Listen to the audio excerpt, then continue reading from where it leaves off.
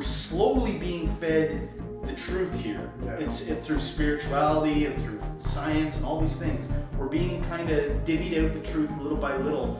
If it were to come upon us all at once, it would probably undo you. Like the Bible talks about with people that have encountered God. Like, no mere mortal could see this without being like completely spaghettified into a black hole. Like, I think there's a little bit of that going on, that you build your tolerance up.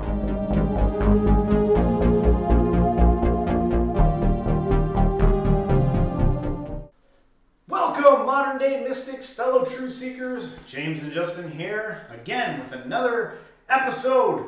Who are we looking at tonight? Terence McKenna, the great bard. What's he doing? What do you call it again? What's he do? He's an ethnobotanist. So yeah, he's by trade. That's going around to regions and checking and like studying the plant life. Yeah, and how cultures work with it and stuff like that. Yeah, I think he got his start way back in the '60s, and he was really into psychedelics and botany and plant life, and he just kind of mixed his passion for plants from all over the place with his passion for psychedelics, mixed it all together, became an amazing public speaker, and you'll see in a few moments here when we show it. He really spins a yarn. He's like the godfather of like the psychedelic revolution, isn't he? Yeah. All right, let's see what he's got to say. But before we leave it, I have to tell a wonderful story about the telescope, which relates to what we've been talking about. The telescope seems to be a good metaphor for psychedelics. When Galileo discovered the telescope, he was not immediately slapped down by the church. It took a few months for them to even sort out what the issue was here. And then, of course, eventually he had to recant. But in the year preceding his trial, Galileo was, of course, before the invention of the telescope, well known in influential circles in Rome as an inventor and scientist, natural scientist. So in his apartment on the rooftop, he set up his telescope and would hold small garden parties for influential Roman citizens, among them great cardinals and princes of the church who were involved in deciding the issue of whether or not he was dabbling in heretical material. So one evening he had Cardinal Roncalli of the Holy Office, which is the keepers of the doctrine of the faith, and had him to dinner and said, "Excellency, would you care to look through my telescope?" And the cardinal allowed as how he would like to look through the telescope, and so Galileo pointed it at the full moon, which was rising over the city, and the cardinal peered into the telescope, and Galileo said, "And so, Excellency, as you see, there appear to be oceans and range of mountains on our sister world." And the cardinal looked for a long time and said, "Yes, but Signor, surely we can agree among ourselves that this is only a hallucination." Well, it turns out they couldn't agree among themselves that it was a hallucination, and I don't think that we can agree with our establishment that what we perceive is only a hallucination. It is, and yet it isn't. It is a true hallucination. I remember once in the Amazon, very bizarre incident. I was lying with a fever in a hut, and some horrible thing had happened to me. Anyway, I was in a terrible state, and I heard these children singing outside in Spanish. And the song that they were singing, as I slowly and painfully translated it, I could hardly believe my ears. The song was, "Behold, behold, the final illusion. At last, the final illusion. And this is, I think, from the point of view of historical society, what we are looking at.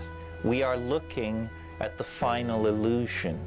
The body of Eros, expelled from Greece, burned at Eleusis, driven out of the European mind by busy and pesky celibates, denied, repressed, cut apart, lay in wait in the mountains of the New World for the European civilization that would eventually conquer the New World.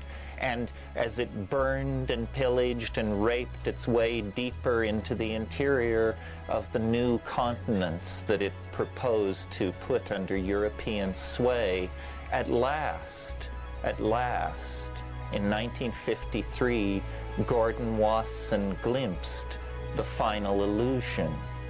We have found.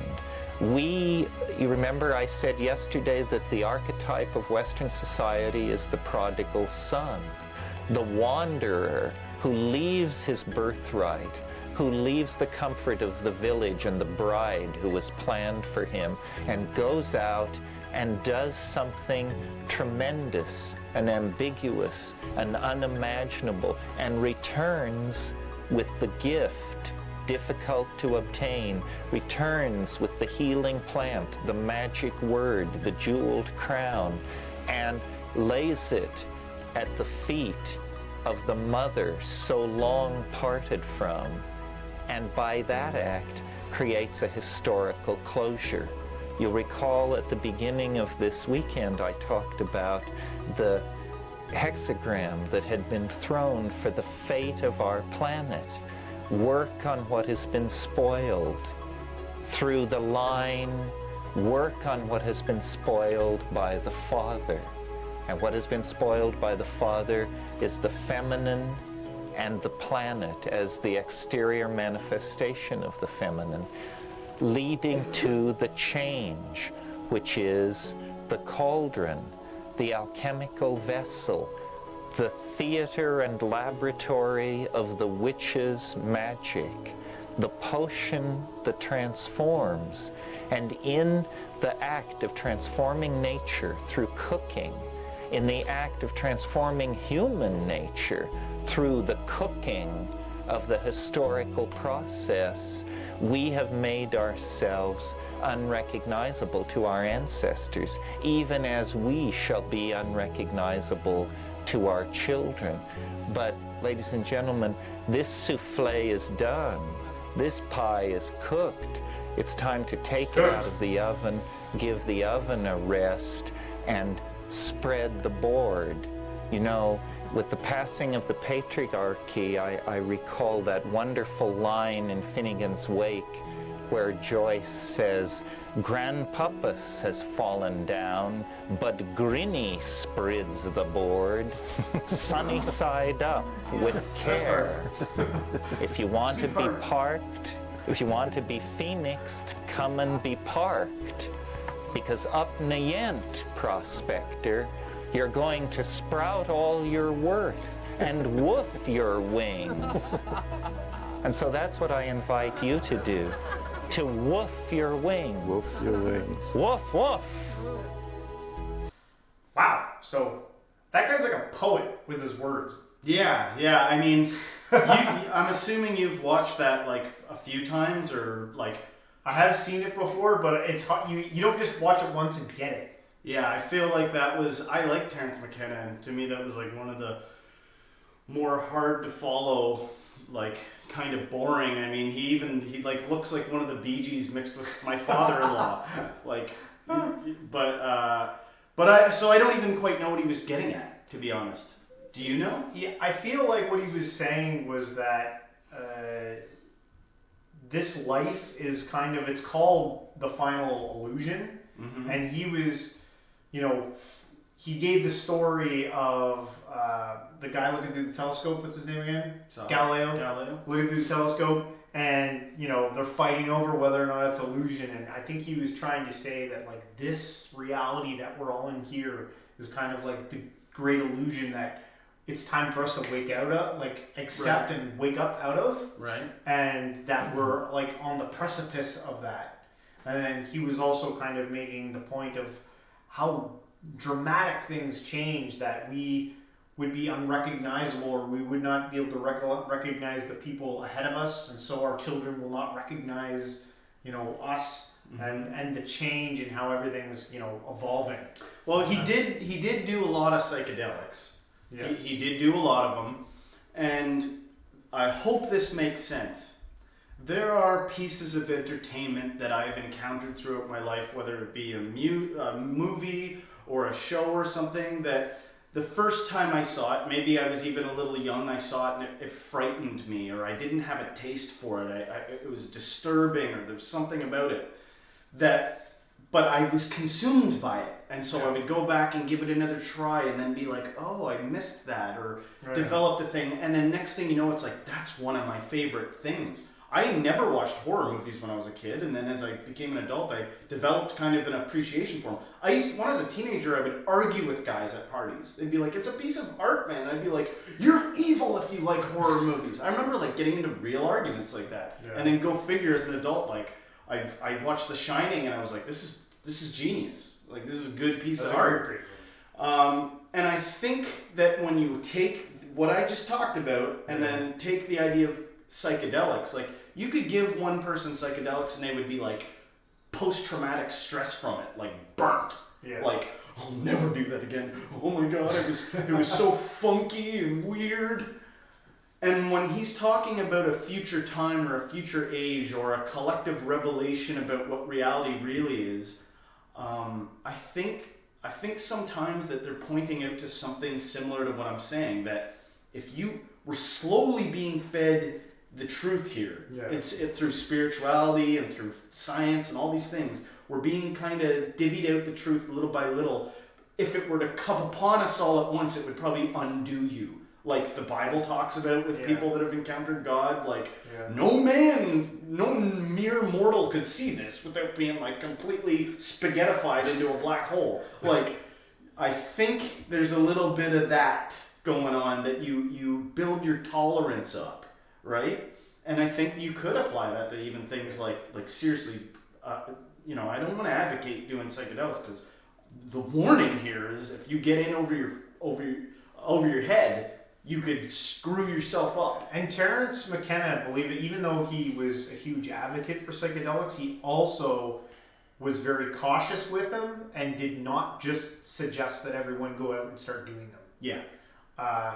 He is a tricky one to try and understand. You really got to listen to his words. He's like a modern day prophet.